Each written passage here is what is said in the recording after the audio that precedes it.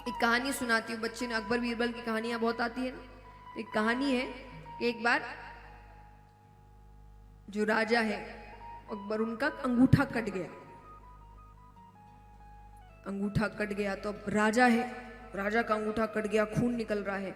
राजा खुद बौखला गए और वैद्य को बुलाया जा रहा है, औषधियां मंगाई जा रही है और लोग सब आगे पीछे घूम रहे हैं। और इन सब के चक्कर में जब सब इतने पागल हो रहे कि राजा को चोट लगी है, तब बीरबल ने कहा, अरे महाराज कोई बात नहीं, जो होता है अच्छे के लिए होता है। राजा को तो जो क्रोध आया, वो कहे इसका मतलब जो मुझे चोट लगी वो अच्छे के लिए लगी। और उनको इतना क्रोध आया कि उन्होंने दंड दे दिया उसको। दंड भी सुनिए, दंड दिया गया कि पूरे रात कोड़े पड़ेंगे और सुबह फांसी लगेगी। क्यों? क्योंकि जो राजा का नहीं हुआ वो किसी और का क्या होगा। वो कहते हैं कि जो मेरा ही नहीं हुआ वो किसी और का क्या होगा। तो उन्होंने दंड दे दिया। तब उनको लेकर चले गए बीरबल। अब राजा यहां पर शिकार खेलने जा रहे हैं। शिकार खेलने गए तो भटक गए तो कुछ आदिवासी ने उनको पकड़ा। अब उनकी बलि चढ़ाने वाले हैं, तो उससे पहले स्नान इत्यादि सब कराया जा रहा है। अब वो स्नान इत्यादि कराते वक्त एक व्यक्ति की नजर उनके कटे हुए अंगूठे पर पड़ी। वो जोर से चिल्लाता है, अरे ये तो अशुद्ध है, इसकी बलि नहीं चढ़ा सकते, छोड़ दो इसको।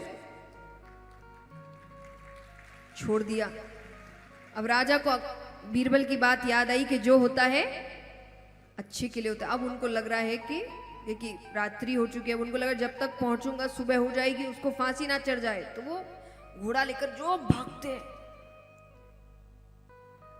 बस पहुंचे हैं कि बीरबल के गले में फांसी लग ही रही थी कि उन्होंने जाकर उसके पैर पकड़ लिए।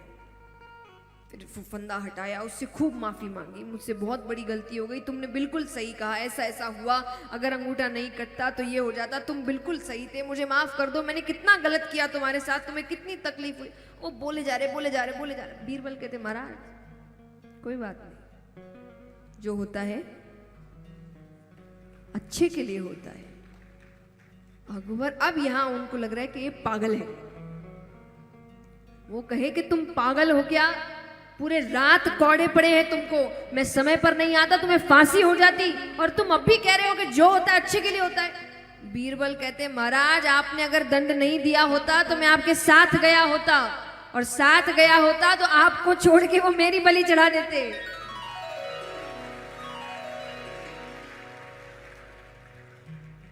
तो इसीलिए जो हुआ, जिंदा तो हूं आज मैं। अब विचार करिए कि जब पूरी रात कौड़े पड़े हैं तो उसको कितनी तकलीफ हुई होगी। ऐसा नहीं कि, लेकिन वो तकलीफ एक बड़ी तकलीफ से बचाने के लिए थी। तो कई बार आपकी जिंदगी में ऐसी परिस्थितियां आती जब आपको लग रहा है कि भगवान क्या कर रहा है, ये क्या हो रहा है मेरी जिंदगी में, पर वो आपको उस वक्त एक बहुत बड़े संकट से बचा रहा है। कई बार कहते हैं ना कि कई ऐसे एक्सीडेंट होते हैं, दिक्कत हो जाती है, कहते हैं कि बड़ा संकट छोटे में टल गया। कई बार लोग कहते हैं ना कि कुछ भी हो सकता था, लेकिन वो क्या है, वो यही है कि कोई बड़ा संकट आने वाला था, वो छोटे में। तो ये सोच आप हर वक्त क्यों नहीं रखते कि जब भी दिक्कत आए तब ये सोचना कि वो जो कर रहा है सोच समझ के कर रहा है, शायद मेरे लिए अभी यही सही है। उस वक्त ये सोचने लगो कि ये किस पाप का दंड हो सकता है, मैंने ऐसा क्या किया होगा। क्योंकि एक बात याद रखना, भगवान बिना किसी कारण के कुछ नहीं देते। जैसे माता पिता है, वो बच्चों को डांटते हैं, कई बार हाथ भी उठा लेते हैं, तो किसी कारण से करते होंगे। ऐसा थोड़ी कि बैठे बैठे सोच रहे हैं बोर हो रहे हैं क्या करें, लाओ बच्चों को, ऐसा है क्या? कोई तो कारण होगा ना। तो भगवान भी ऐसा थोड़ी कि बैठे बैठे बोर हो रहे हैं क्या करें, बोले चलो थोड़ा दुखी बांटते हैं। नहीं, आपने कुछ तो किया होगा तभी उसका दंड मिल रहा है। उस वक्त सोचो तो पहला तो जो पीड़ा है उससे ध्यान हट जाएगा, क्योंकि अब तो ध्यान उस पर चला गया कि मैंने ऐसा क्या किया। और एक आदत पड़ जाएगी कि अपनी जिंदगी की अच्छाई बुराई देखने का, क्योंकि अभी तो सबकी आदत पड़ गई है दूसरों की बुराई देख।